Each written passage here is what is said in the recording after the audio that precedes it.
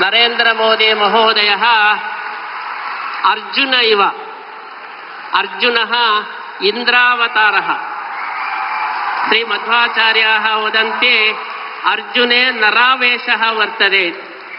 अतः नरेन्द्र शब्दस्य अर्थः साक्षात् अर्जुनः। यत्र गीता प्रचलति तत्र अर्जुनः आगतः।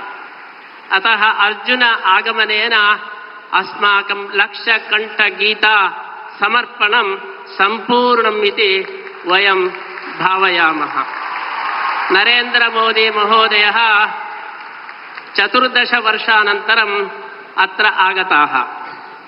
तन्मध्ये राममन्दिरनिर्माणं कृत्वा आगताः। यथा श्रीरामः 14 वर्षानन्तरम् अयोध्यां प्रति आगतवान्, तद्वत् 14 वर्षानन्तरम् अस्माकं नरेंद्र महोदयः अत्र श्रीरामराज्यस्थापनार्थम् आगताः।